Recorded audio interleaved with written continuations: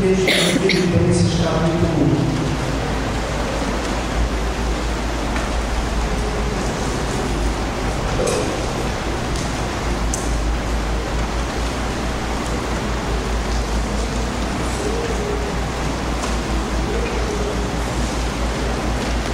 Carta de Paulo aos Filipenses, no capítulo 1. Em agosto de 2011, eu preguei sobre este texto e até com algum enfoque do que eu vou falar aqui hoje.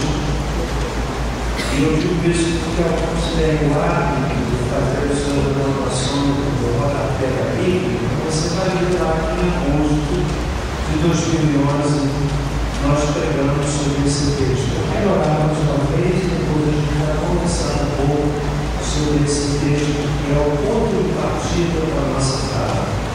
Senhor, quero pedir que a tua palavra nessa noite venha nos alimentar, venha nos fazer crescer, para que sejamos cristãos amadurecidos e que saibamos enfrentar as lutas do dia a dia, entendendo que elas servem, são permitidas e vêm para o nosso crescimento espiritual.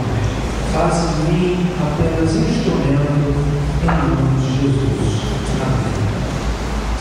Filipenses, capítulo 1. Eu quero falar hoje sobre o seguinte tema: como Deus trabalha em nós. E aqui o apóstolo Paulo escreve essa carta que diz assim, capítulo 1, Paulo e Timóteo, servos de Cristo Jesus, a todos os santos em Cristo Jesus que estão em Filipos, com os bispos e diáconos. Graça a vós e paz da parte de Deus, nosso Pai, e do Senhor Jesus Cristo.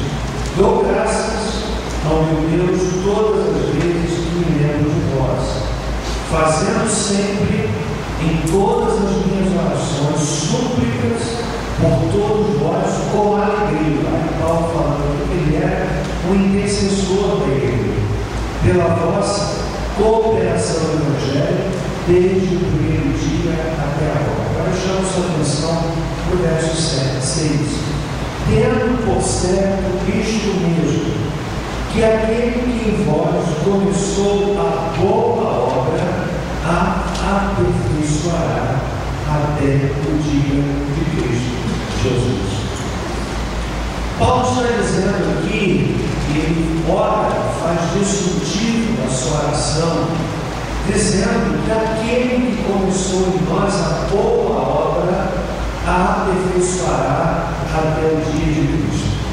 Significa dizer que quando você se converteu, quando eu me converti, nós resolvemos ali, naquele momento que o indivíduo aceita Cristo, ele resolve a sua questão relativa à eternidade. Isto é, se ele morrer 1 minuto depois, ele está salvo, sim ou não? Se ele aceitou a Cristo de verdade, de todo o coração, e se ele aceitar Jesus e cair, tombar, fulminar, ele está salvo, sim ou não? Então ele resolve a sua questão relativa à eternidade. Mas a questão relativa à maturidade, ali apenas tem o seu início. Aquele que começou em vós a boa obra, significa dizer que quando nós nos convertemos, eu estou falando de conversão legítima, eu não estou falando do ato meramente de vir à frente, porque nem todos que vêm à frente, de fato, estão se convertendo. Nem todos que levantam a mão estão realmente entendendo a decisão que estão tomando. Nem todos que vêm à frente choram, que vão nos abraçar, de fato estão se convertendo. Mas eu estou me referindo àquele que verdadeiramente nasceu de novo, aquele cujo coração o Espírito Santo tocou e começou o processo de transformação transformação, quando a gente aceita Cristo, ali começa um processo que é o processo de mudança. E a Bíblia diz, e Paulo orou sobre isso, e afirma de forma muito clara que ali apenas começou a obra no nosso coração. Cada um de nós aqui está sendo, por assim dizer, transformado. Nenhum de nós aqui é uma obra acabada. Nenhum de nós. E é interessante, irmãos, que o alvo da nossa vida não é apenas, ou não deve ser apenas, a eternidade com Deus. Pregar o Evangelho na perspectiva única de que o indivíduo não vá para o inferno é pregar o Evangelho pela metade. Porque, na verdade, nós ainda temos uma trajetória de vida e um desafio do Evangelho que nessa trajetória de vida nós sejamos transformados e a nossa vida venha gerar impacto na vida de outros na medida em que a natureza de Cristo vai sendo esculpida em nós. Isso não acontece de um dia para o outro. É um processo. E esse processo, irmãos, ele começa então no momento em que a gente aceita Cristo. Irmãos, está entendendo? Vem comigo aqui, eu vou olhar isso, não precisa nem abrir para os textos que estão colocados ali, menos esse que eu quero colocar para você. Vou aqui em Efésios capítulo 4. Olha o que é que o apóstolo Paulo diz em Efésios capítulo 4. Então, nosso tema é como é que Deus trabalha em nós. Eu aceitei a Cristo, resolvi a questão da eternidade, mas a Bíblia diz que Ele começou com uma boa obra. Qual é o propósito dessa boa obra? Que começou na sua vida, que começou na minha vida, né? Está ali em Efésios capítulo 4, a gente tem uma pista muito interessante que diz assim, quando Paulo fala dos dons do ministério, ele diz aí no versículo de número 11, ele mesmo fala do Senhor, capítulo 4, verso 11, encontraram? Deu uns para apóstolos, outros para profetas, outros para evangelistas e outros para pastores e mestres ou doutores. Aqui não é doutor no sentido leigo da palavra, de quem faz uma universidade, de quem tem doutorado, mas aqui são chamados dons de ministérios, que é a capacidade, a habilidade de ensinar a palavra.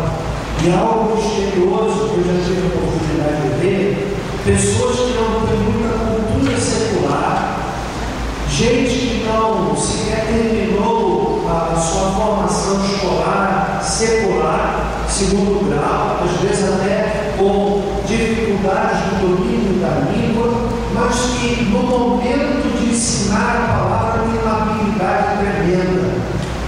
Gente que tem uma habilidade de transmitir verdades espirituais e que só pode ser entendido quando a gente lê esse texto, que é uma capacitação que o Senhor deu dá para aquele que tem dom de mestre, de ensinar a palavra de Deus, de falar de Jesus, de trazer verdades espirituais, verdades bíblicas, e que às vezes até a gente vê lá o doutor, no sentido leigo, o médico, o engenheiro, sentado aprendendo, às vezes aquele irmão que é pedreiro, e ele está ensinando a palavra de Deus, e isso só é possível porque a gente entende que há o dom de mestre.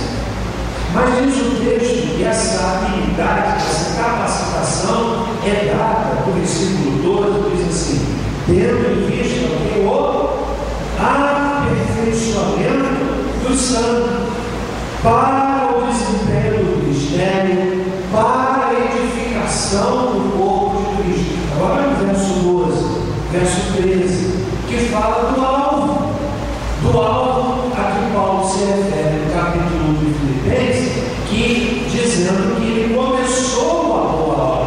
Qual é o alvo de Deus para a sua vida e para a minha vida? Olha o verso 13. Até que todos chegamos o quê? Primeiro a unidade da Segundo, ao pleno conhecimento do Filho de Deus. Isso tem a ver com a fundamentação doutrinária, convicções doutrinárias. Hoje a gente vê uma igreja evangélica tão superficial, tão epidérmica nas suas convicções. Uma igreja sincrética, uma igreja que namora o mundo. Hernandes Dias Lopes, em uma das suas pregações, ele disse o seguinte: que alguém um dia falou para ele assim: eu fui procurar a igreja e aí encontrei o mundo. Eu fui procurar o mundo e o encontrei na igreja. Uma igreja epidérmica, onde a invasão do mundo é tão grande, tão gritante, que às vezes a gente tem a sensação de que estamos nos tornando vozes isoladas. Porque o mundo vai invadindo a igreja de tal forma, criando uma concepção fora da Bíblia que respeita a sexualidade. Olha, eu não vou pôr a minha mão dizendo que vou dizer que os jovens dessa igreja, todos eles têm vida santa, não estão transando. Eu não tenho minha mão no fogo. Mas não é dever meu estar policiando a vida de ninguém. É dever meu pregar a palavra de Deus e dizer que o chamamento da Escritura é para a santidade. Esta é a vontade de Deus, a saber, a nossa santificação. Mas o mundo vai invadindo de tal forma que a gente começa a ouvir essa cantiga, que, ao meu ver, é uma cantiga, uma voz que brota do inferno, e diz assim: não tem nada a ver.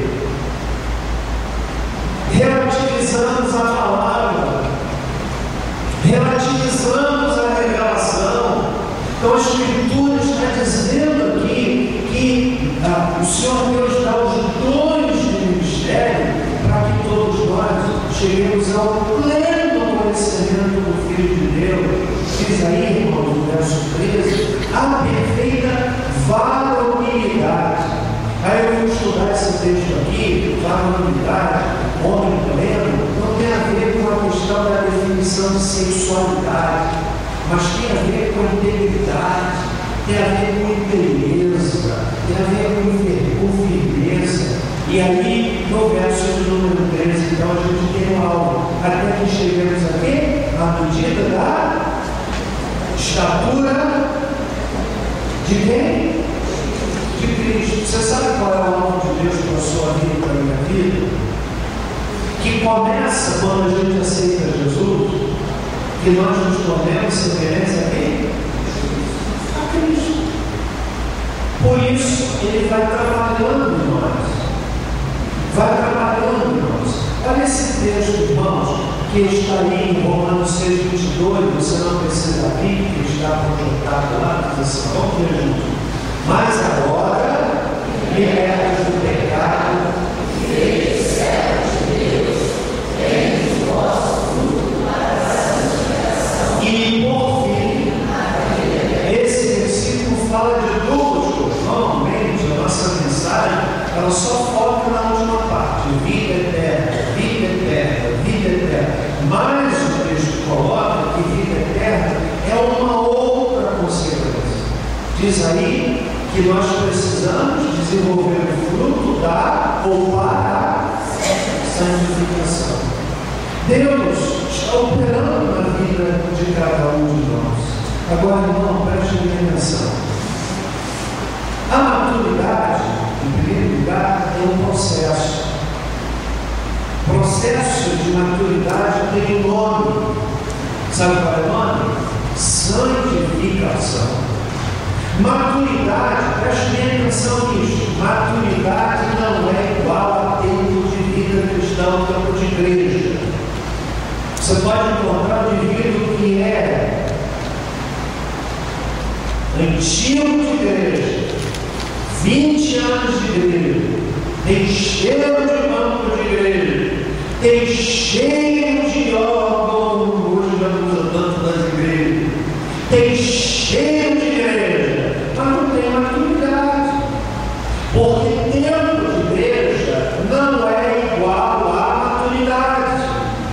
Às vezes, nós encontramos pessoas mais novas na vida espiritual, na vida cristã, que têm mais do que aquele que tem cheio de Deus.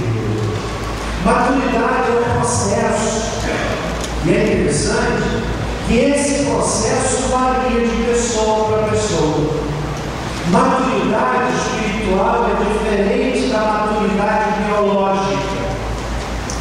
Nós não crescemos espiritualmente da mesma forma como crescemos ou nos desenvolvemos biologicamente. Se não, vejamos qual é o caminho natural. Aliás, o crescimento biológico é natural.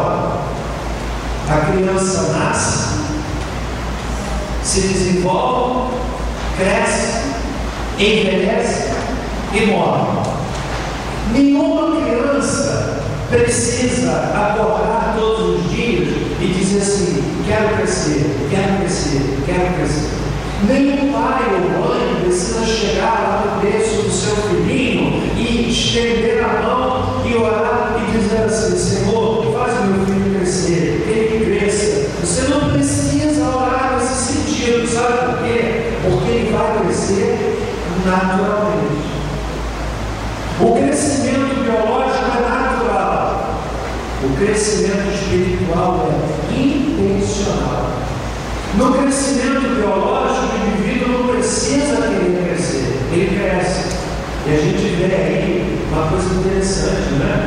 Os filhos crescem, daqui a pouco a mãe olha de baixo, de cima para baixo para o filho. Daqui a pouco vai subindo o olhar, daqui a pouco está falando na mesma altura, e daqui a pouco está falando para o filho já está nascendo. Não acontece isso? Aí chega para o meu filho, esse é meu bebezinho que calça 43. Não é verdade? Mas qual foi o processo para que isso acontecesse? Meu filho cresce, naturalmente cresce. No crescimento espiritual, não, é intencional. Significa dizer que a pessoa precisa querer crescer e se esforçar para crescer. Você está entendendo? Irmão, nós somos mais de 1.000 membros nessa igreja. Mas é claro, estou há muito tempo conhecido disso. Às vezes, não se ofenda, muita gente amadureceu, mas às vezes eu tenho a sensação de que eu estou cuidando de um grande berçário,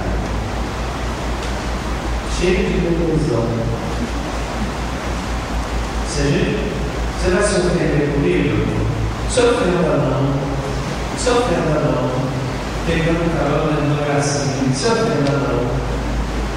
Mas é verdade, porque falta um amadurecimento das coisas não ajudaram a ser capazes de fazer um indivíduo pense em desistir da igreja, ou então, vou mudar de igreja. Não cresce nunca. Grande beleza precisa crescer, querer crescer e se esforçar para crescer. É assim na vida espiritual. E Paulo disse que o Senhor começou em nós a boa obra. Nenhum de nós aqui é obra acabada.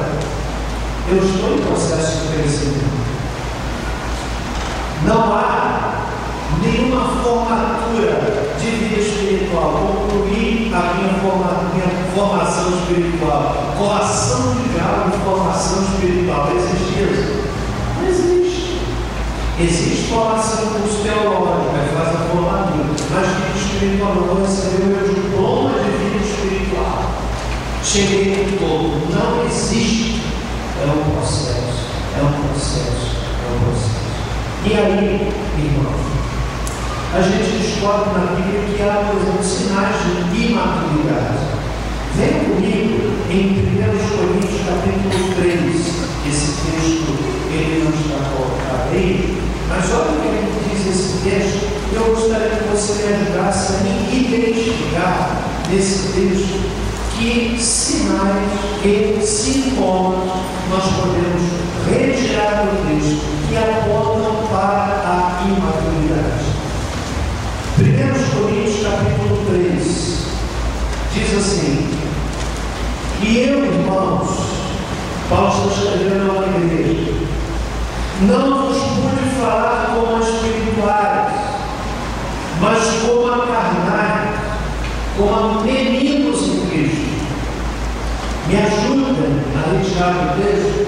Que sinais apontam para a imaturidade e que Paulo identifica naquela igreja de Corinto. Com leite vos criei. Parece que Paulo se sentia assim, como quem cuidava de um grande adversário.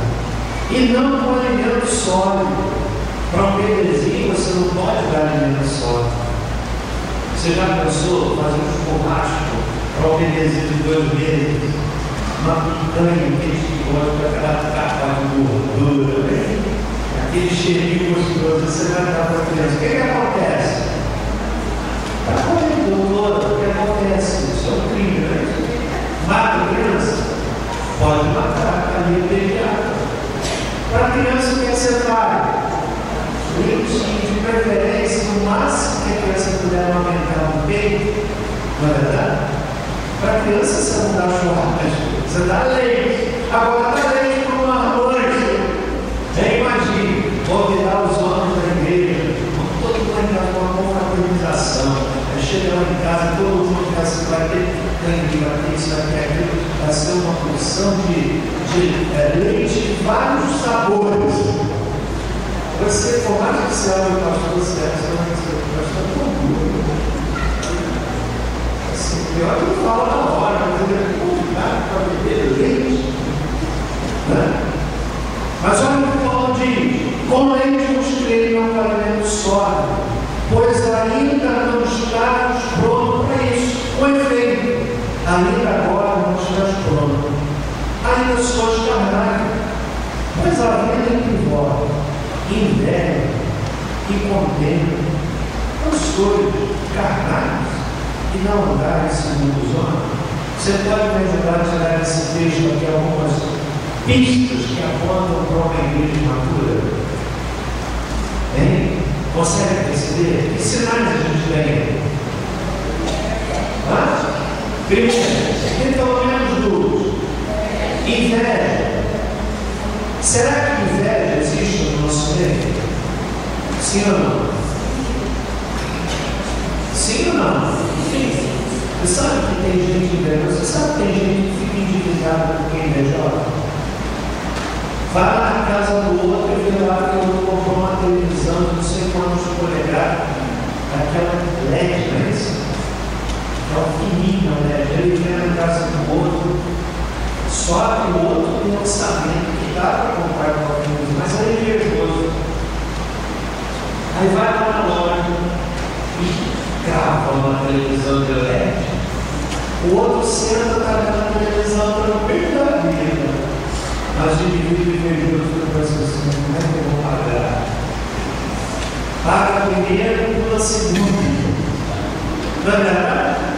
Se endividou porque é invejoso. Inveja é sinal de imaturidade espiritual. Paulo está dizendo: vocês são invejosos.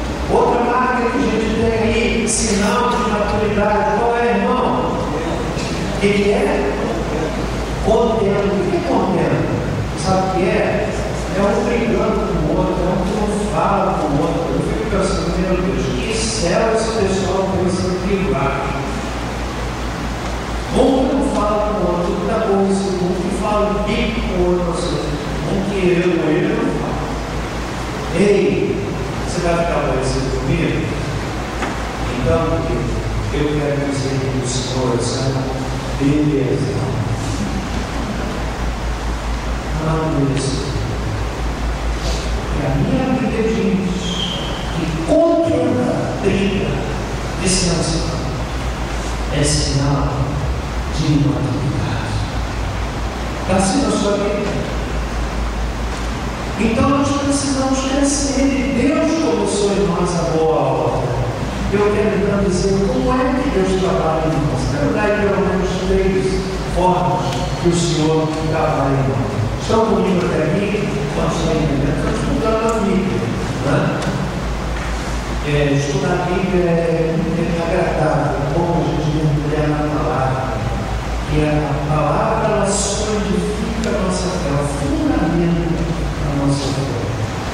Primeiro, Deus trabalha em nós através da palavra.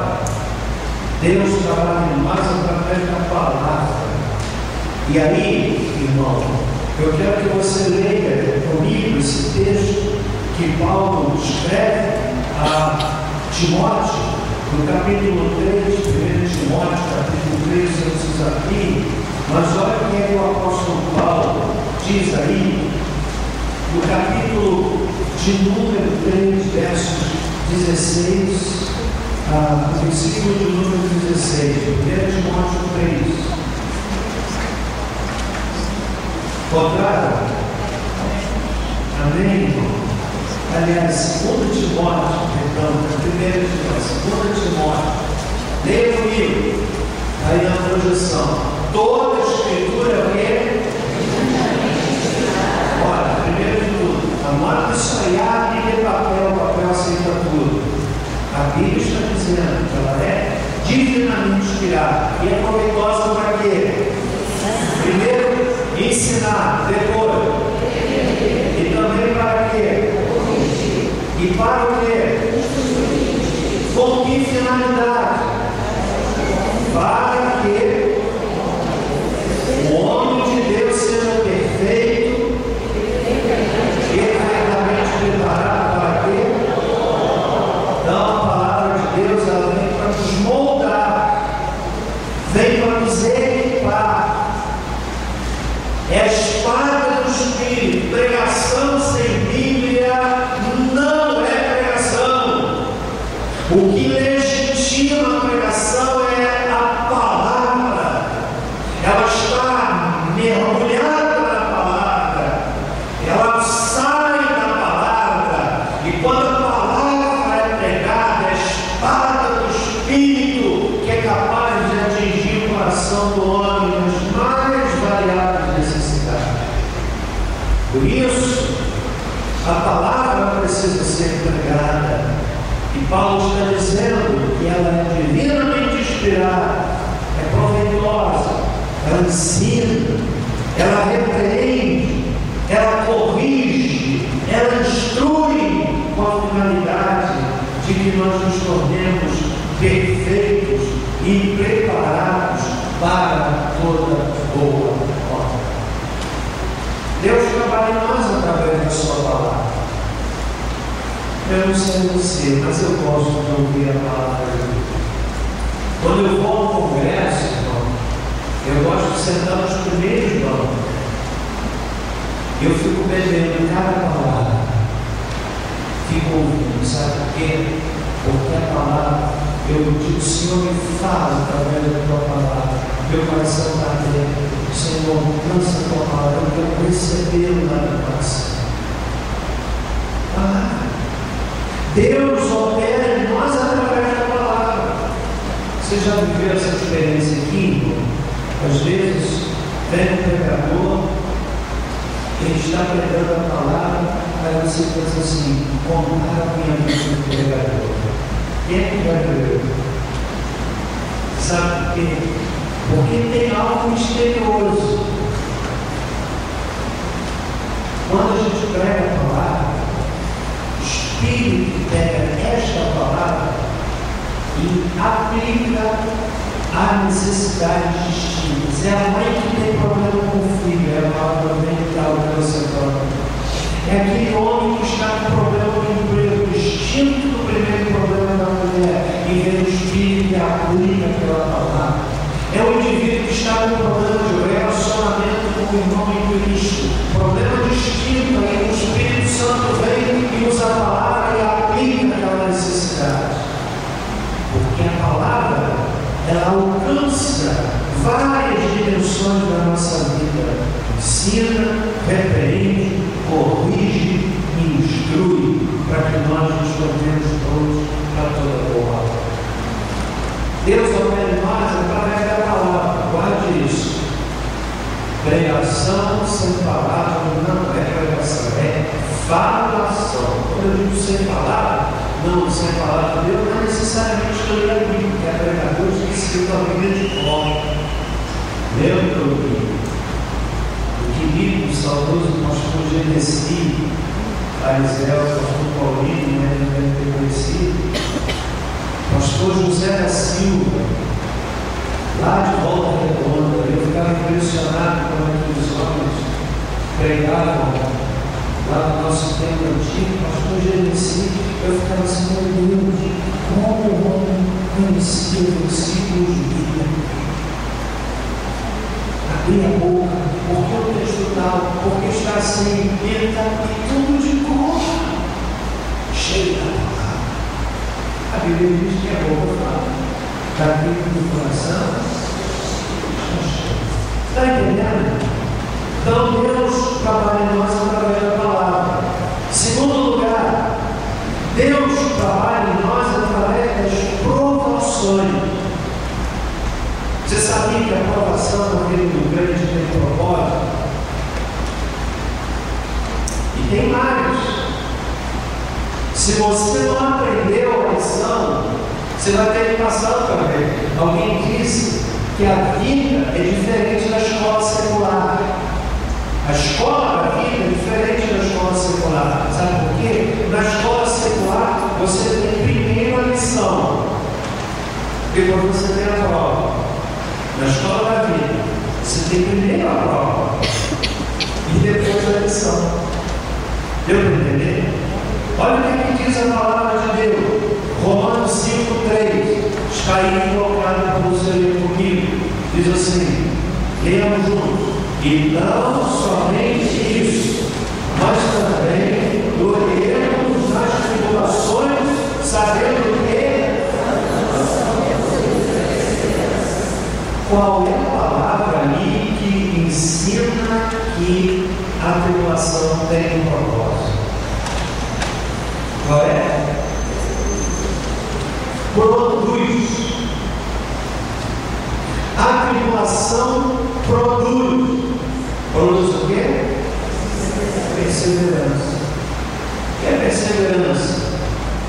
Persistência. Você sabia que há pessoas que precisam de tribulação? Algumas mais do que outras. Eu estava ontem aqui numa reunião do pastor, eu uma história muito engraçada. Alguém compartilhando que determinado pastor, alguém procurou e disse: eu quero separar a minha mulher. Se você quer separar ela, então eu quero fazer com você a oração do divórcio. Como é que é isso? Joelho, eu queria essa oração. O camarada joelho disse: Senhor, mata esse camarada, porque a Bíblia diz que até a morte separa. Então, Deus, mata esse camarada. Senão não tem isso não. Claro, a gente respeita aqueles que têm o casamento deles, doentes, enfim. A gente, cada caso tem a sua história, mas nunca foi um projeto de Deus. E às vezes a tribulação, a gente precisa dizer assim: isso não é uma tribulação, não vai dizer nada. O pastor vai chamar de a morte, de a vida. Você sabia que tem gente que precisa de tribulação? Lembro do pastor Sebastião Ferreira, jubilado da Igreja Batista de Vila da Penha.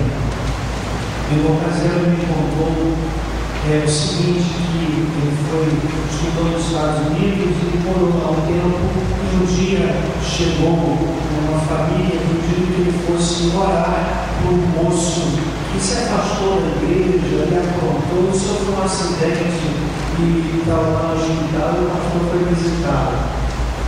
Ele chegou lá e começou a oração a Deus. Pesa a Deus na tua mão, se eu despegar a mão. Senhor, para que ele se arrependa, Deus pesa a Deus na tua mão para Deus fazer. Que oração. Mas sabia que tem gente que precisa ver a oração? Brinca com a vida espiritual. Você está entendendo? Olha só como que eu amém? Fica assim, fala, Senhor. O teu servo, e esse teu servo comigo, Deus trabalha em nós através das tribulações. Olha 2 Coríntios capítulo 4, verso 17. Leia comigo. Porque a nossa e momentânea, olha através da palavra, produz para nós o quê?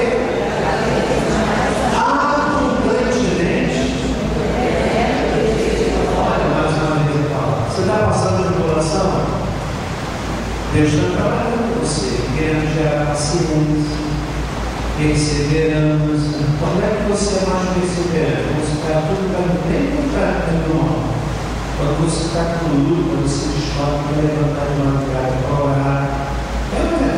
Quando é que a gente chora mais, irmão? Quando a gente está recebendo a bênção ou quando a gente está enfrentando luta? Eu não sei você. No meu caso, eu sou notível, isto é, eu acordo de madrugada e eu tenho uma dificuldade que é exatamente essa. Às vezes eu penso assim, quando eu acordo, aquele acordar sem se acorda elétrico, aí eu penso assim, se for horário fechado, eu sei que é para eu orar. Quando eu tomara que você do horário fechado, por que o horário fechado? 4 horas da manhã, 3h10, 3h20. Aí às vezes eu acordo assim, aí pego meu celular, 3h20 da manhã. O que é que eu faço? Sento na cama, eu abro para começar a falar. Sobretudo quando enfrentando o luto. Sabe uma coisa? Produz perseverança. Está passando por luto, irmão? Não fica me julgando, não. Cresça, irmão. Cresça na sua luta. Tiago 1, 2 e 4, já caminhando para o fim. Tiago capítulo 1, versos 2 e 4. Vamos ver juntos? Meus irmãos, desde com motivo de grande gozo, alegria, o quê? Sabendo que a aprovação da vossa fé e a perseverança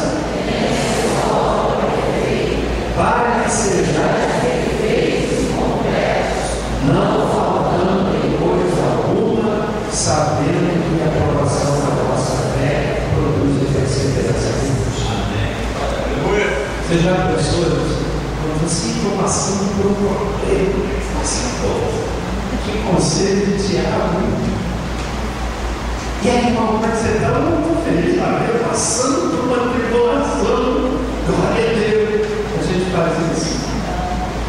Fala, está doendo. Estou cansado de fazer. Fala, está doendo. O que é o pensamento? Tem motivo de grande alegria. A alegria de sentir isso.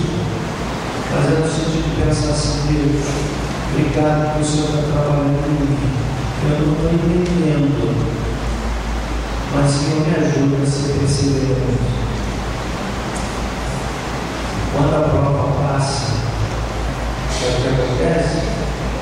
Você tem musculatura espiritual. Você fica sarado do ponto de vista espiritual. Malhado do ponto de vista espiritual.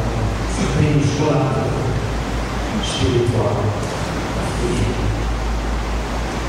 Deus trabalha através do teu coração. Deus trabalha através do teu coração. Amém? Você recebe essa palavra de Deus no seu coração? Em último lugar,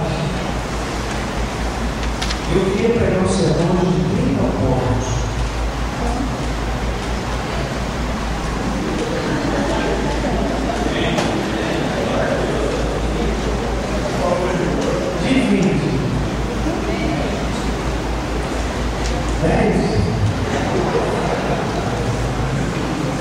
Sabe que eu geneticamente, se alguém já falou loucura, sabe por quê? Quando eu falo com os meus amigos de biomédica, eu falo assim, a gente começa a fazer tal. Meus irmãos, eu quero falar sobre como Deus opera em nós. Você é um homem, sabe quem ele vai? Ele olha para o relógio e diz, quanto leva primeiro? Aí já faz o cálculo. É uma verdade. Ele toda aquela gata de chegar estamos vendo aqui, irmão. Não tem que ir na porta, não. No último ponto. Ok. Deus trabalha em nós também através dos relacionamento. Alguém disse que as pessoas de que discordamos são listas que Deus usa para escolher. Às vezes, Deus está nos escolhendo através de outro. Tem gente que é muito fácil de lidar, é verdade. Mas tem gente que é lista número 1. Não sei o que tem número de lista, vou chamar de próximo. 36. Você sabe que às vezes Deus usa a pessoa que estava escolhendo. Sabe de uma coisa? Eu trabalhei numa fundação, era desenhista mecânico. E um dia eu fui lá no pátio, onde as peças saíam da fundição, eram montadas, vinha naquela caixa de areia. Acho que eu estou falando uma linguagem que é uma que sabe. Eu quebrava aquela caixa de areia e saía a peça, cheia de rebarba. Aí um dia eu vi uma máquina, na verdade era uma grande caixa que girava. E as peças pequenas que saíam da fundição, cheias de rebarba, eram colocadas naquela caixa. E eu, muito curioso, fiquei pensando assim, qual é a finalidade? Você pode tirar a rebarba. Eu imaginava que a rebarba, que é aquela sobra de material que fica preso, era tirada uma a uma. Sabe como eu descobri que eles faziam para tirar a rebarba das peças? Põe tudo na caixa, várias peças congeladas, e a caixa ficava girando. Depois de determinado tempo, ela estava presa, sem qualquer lugar. Uma servia para tirar a rebarba da outra. Deus opera em nós através das pessoas. Preste atenção aqui, irmão. Quer ser que você estude com ele? Tem várias formas. Uma delas. Vai lidar com gente complicada. Nem, pastor, isso que você está dizendo, vocês entenderam ali? Aquele irmãozinho complicado, eu acho que não tem muito quem falar do problema. Mas lá, no vídeo onde eu vim, tinha gente muito complicada. Você quer crescer espiritualmente? Trate com esse pessoal. Porque Deus trabalha em nós antes de trabalhar através de nós. Antes de trabalhar através de nós, Deus quer trabalhar em nós. E esse universo que não está projetado ali, com ele serve. João, capítulo número 13. Já finalizando a mensagem. João 13, versículos de número 34 e 35, dizem assim: novo mandamento vos dou. Qual é o mandamento? Que vos ameis. Você observou que Jesus não trata amor com sentimento? Porque como mandar alguém sentir alguma coisa? Amor, na Bíblia, é a atitude que traz consigo o sentimento.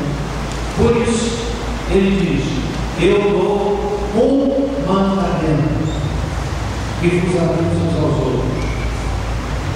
Como eu vos amei a vós. Como é que Jesus nos amou? De forma plena. Tem uma música saindo aqui. Acho que é uma terceira parte. Isso é uma música. Como é que é o amor de Jesus? Pleno, incondicional, ama o feio, ama o bonito. gordo, magro, alto, baixo, preto, branco, como eu os amo. Diz mais: assim também deveis amar os outros. Vamos ler juntos o verso 35? Nisto, se fizerem o quê? Não é porque a gente vai para cima de 10 mil pessoas nos 10 anos.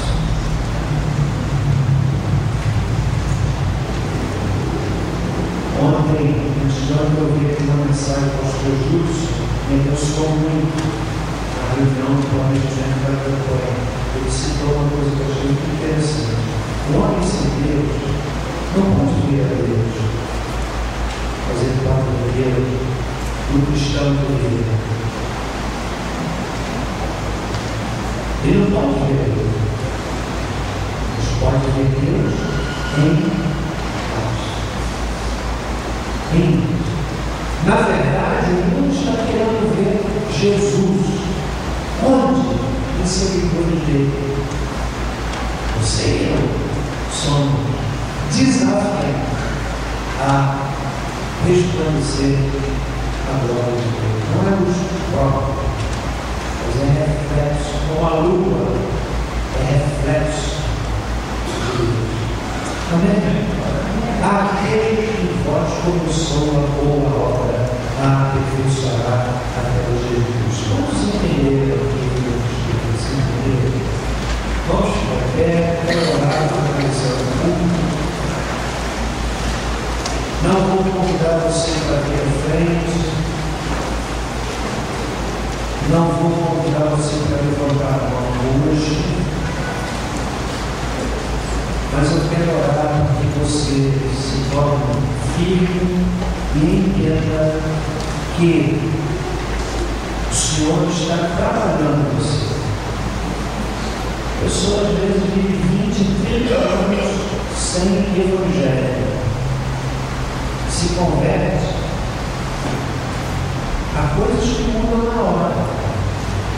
Mas há outras que vão precisar de um processo, que é exatamente o processo de construção da natureza de Deus dentro de nós. Esse é um processo. Entendeu?